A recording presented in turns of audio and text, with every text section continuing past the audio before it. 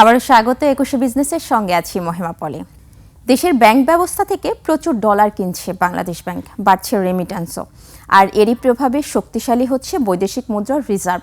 কেন্দ্রীয় ব্যাংকের সবশেষ হিসাব অনুযায়ী বৈদেশিক মুদ্রার গ্রস রিজার্ভ আবারও 32 বিলিয়ন ডলার ছাড়িয়েছে। গ্রস রিজার্ভ দাঁড়িয়েছে 32.12 বিলিয়ন ডলার। আর আন্তর্জাতিক মুদ্রা তহবিল IMF এর হিসাব পদ্ধতি BPM-6 অনুযায়ী রিজার্ভের পরিমাণ দাঁড়িয়েছে 27.45 বিলিয়ন ডলার। এর আগে গেল বুধবার রিজার্ভ ছিল 31.89 বিলিয়ন ডলার। BPM-6 অনুযায়ী তা ছিল 27.22 বিলিয়ন। বাংলাদেশ ব্যাংক জানায়, বৈদেশিক লেনদেন স্থিতিশীল রাখতে এবং রেমিটেন্স রপ্তানি আয়ের প্রবাহ ধরে রাখতে কেন্দ্রীয় ব্যাংক নিয়মিত বাজার থেকে ডলার কিনছে। চলতি 2025-26 অর্থ বছরে এখনো পর্যন্ত নিলামের মাধ্যমে কেন্দ্রীয় ব্যাংক 266 কোটি 30 লাখ ডলার কিনেছে। অন্যদিকে চলতি মাসের প্রথম 10 দিনের রেমিটেন্স এসেছে 129 কোটি ডলার।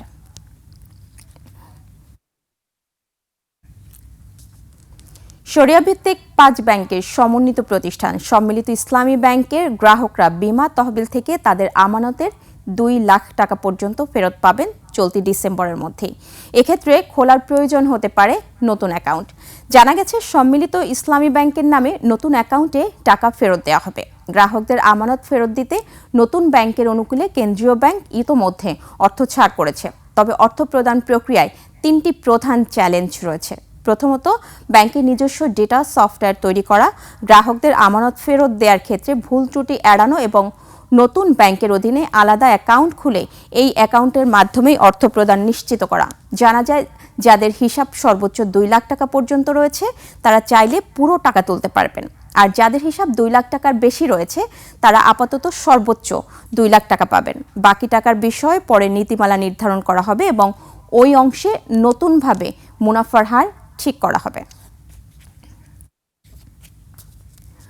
মার্কিন ডলারের মূল্যমান নিয়ে অনিশ্চয়তা থাকায় স্বর্ণে বিনিয়োগ বাড়িয়েছে পরাশক্তিগুলো। বিশ্বের প্রায় 43% দেশের কেন্দ্রীয় ব্যাংক স্বর্ণ কিনছে। বিশেষ করে 2022 সালে ইউক্রেন যুদ্ধে পশ্চিমারা রাশিয়ার কেন্দ্রীয় ব্যাংকের সম্পদ জব্দ করায় বিনিয়োগে সতর্ক হয়েছে এসব দেশ। ডলারের বিকল্প হিসেবে বাড়াচ্ছে স্বর্ণের মজুদ। বাকিটা দেখুন ডেস্ক রিপোর্টে। মার্কিন ডলারের মূল্যমান ধরে রাখা নিয়ে অনিশ্চয়তা থাকায় স্বর্ণের রিজার্ভ বাড়াচ্ছে বিশ্বের বিভিন্ন দেশের কেন্দ্রীয় ব্যাংক। ওয়ার্ল্ড গোল্ড কাউন্সিলের সেন্ট্রাল ব্যাংক গোল্ড রিজার্ভ সার্ভেতে বলা হয়, বিশ্বের 43% দেশের কেন্দ্রীয় ব্যাংক স্বর্ণ কিনছে, যার মধ্যে ভারত, রাশিয়া, তুরস্ক ও চীনের মতো পরাশক্তি রয়েছে। অন্যদিকে যুক্তরাষ্ট্রের ফেডারেল রিজার্ভ নীতি সুদ হার কমাচ্ছে। বিশ্লেষকেরা ধারণা করছেন 2026 সালে আরও 75 ভিত্তি পয়েন্ট হারে নীতি সুদ হার কমানো হতে পারে, আর এতে স্বর্ণের বিশ্ববাজার আরও গরম হয়ে উঠতে পারে। এছাড়া ভূ রাজনীতিতে যে অনিশ্চয়তা সৃষ্টি হয়েছে তাতে বিনিয়োগকারীরা নিরাপদ বিনিয়োগের মাধ্যম খুঁজছেন। সেই সঙ্গে মার্কিন প্রেসিডেন্ট ডোনাল্ড ট্রাম্প যেভাবে বাণিজ্যকে হাতিয়ার হিসেবে ব্যবহার করছে তাতে বিনিয়োগকারীরা ডলার ভিত্তিক বন্ডের চেয়ে সোনায় বিনিয়োগ করা নিরাপদ মনে করছেন, আর এতেও বাড়ছে স্বর্ণে বিনিয়োগ। এদিকে চলতি বছর সোনার দাম আউন্স প্রতি $4,000 ছাড়িয়ে গিয়ে নতুন রেকর্ড গড়েছে। বিভিন্ন পূর্বাভাস বলছে 2026 সালেও সেই ধারা বজায় থাকবে। নতুন বছরে ছাড়াতে পারে অন্তত $4,900 মার্কিন ডলার। আবার কোনো বিশ্লেষকের মতে আসছে বছরে স্বর্ণের দাম $5,000 ছাড়াতে পারে। বিনিয়োগ প্রতিষ্ঠান গোল্ডম্যান স্যাক্স মনে করছে, বিনিয়োগকারীরা স্টকে বিনিয়োগের পাশাপাশি কিছু পরিমাণে সোনা কিনলেই এর দাম অনেকটা বেড়ে যাবে। ফলে বিনিয়োগ যত বেশি বাড়বে সোনার দাম তার চেয়েও বেশি হারে বাড়বে। গত 20 বছরে সোনার দাম বেড়েছে 718%, গত 5 বছরে বেড়েছে 134%, আর 1 বছরে 61.64%। মহিমা পলি, ডেস্ক রিপোর্ট, 21 টেলিভিশন। এদিকে দেশের বাজারে আবারও বেড়েছে স্বর্ণের দাম। এবার ভরিতে বেড়েছে সর্বোচ্চ 3,445 টাকা। নতুন দাম অনুযায়ী সবচেয়ে ভালো মানের বা 22 ক্যারেটের প্রতি ভরি স্বর্ণের দাম 3,445 টাকা বেড়ে উন্নীত হয়েছে 2,15,597 টাকা।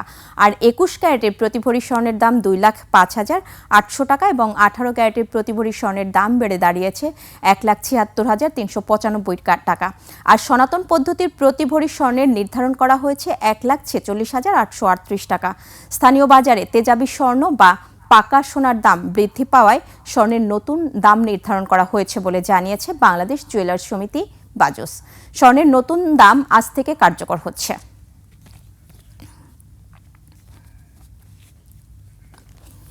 জানাবো এশিয়ার প্রধান শেয়ার বাজারের খবর। সূচকের ঊর্ধ্বমুখী প্রবণতা দেখা যাচ্ছে এশিয়ার বেশিরভাগ পুঁজিবাজারে। জাপানি শেয়ার বাজার নিক্কি সূচক 687 পয়েন্ট বেড়ে দাঁড়িয়েছে 50,836 পয়েন্টে। বেড়েছে হংকংয়ের শেয়ার বাজার হ্যাংসেংয়ের সূচক। হ্যাংসেংয়ের সূচক 446 পয়েন্ট বেড়ে অবস্থান করছে 25,976 পয়েন্টে। বেড়েছে সিঙ্গাপুর এসটিআই সূচক, এটি 65 পয়েন্ট বেড়ে অবস্থান করছে 4,586 পয়েন্টে।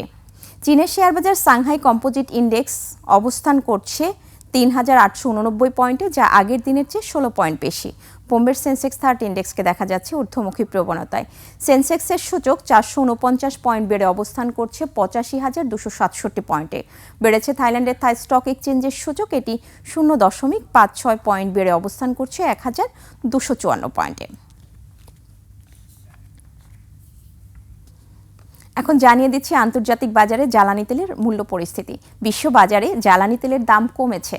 ফেব্রুয়ারি 2026 সরবরাহ চুক্তিতে ক্রুড অয়েল ব্রেন্ট ব্যারেল প্রতি বিক্রি হচ্ছে 61.12 ডলারে, যা আগের দিনের চেয়ে প্রতি ব্যারেলে 0.16 ডলার কম। আন্তর্জাতিক বাজারে গম, তুলা, চিনি ও সয়াবিন তেলের বাজার দর। বিশ্ববাজারে কমেছে গমের দাম। শিকাগো বোর্ড অব ট্রেডে মার্চ 2026 সরবরাহ চুক্তিতে প্রতি বুসেল গমের ভবিষ্যৎ মূল্য দাঁড়িয়েছে 529.25 সেন্টস, যা গত দিনের চেয়ে 4.25 সেন্টস কম। আন্তর্জাতিক বাজারে তুলার দাম কমেছে। মার্চ 2026 সরবরাহ চুক্তি অনুযায়ী প্রতি পাউন্ড তুলার মূল্য দাঁড়িয়েছে 63.83 সেন্টস, যা গত দিনের চেয়ে 0.14 সেন্টস কম। বিশ্ববাজারে বেড়েছে চিনির দাম। মার্চ 2026 সরবরাহ চুক্তি অনুযায়ী প্রতি পাউন্ড নাম্বার 11 চিনির মূল্য এখন 15.10 সেন্টস, যা এর আগের কার্যদিবসের তুলনায় 0.25 সেন্টস বেশি। বিশ্ববাজারে কমেছে সয়াবিন তেলের দাম। মার্চ 2026 সরবরাহ চুক্তি অনুযায়ী প্রতি পাউন্ড সয়াবিন তেলের মূল্য এখন 50.61 সেন্টস, যা এর আগের কার্যদিবসের চেয়ে 0.71 সেন্টস কম। এবার টাকার সঙ্গে প্রধান আন্তর্জাতিক মুদ্রার বিনিময় হার।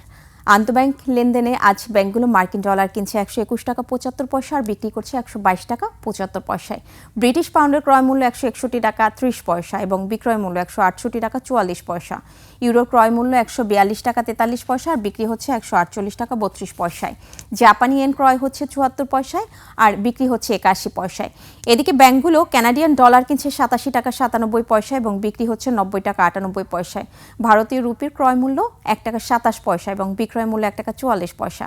সৌদি রিয়ালের ক্রয় মূল্য 32 টাকা 34 পয়সা এবং বিক্রয় মূল্য 33 টাকা 10 পয়সা।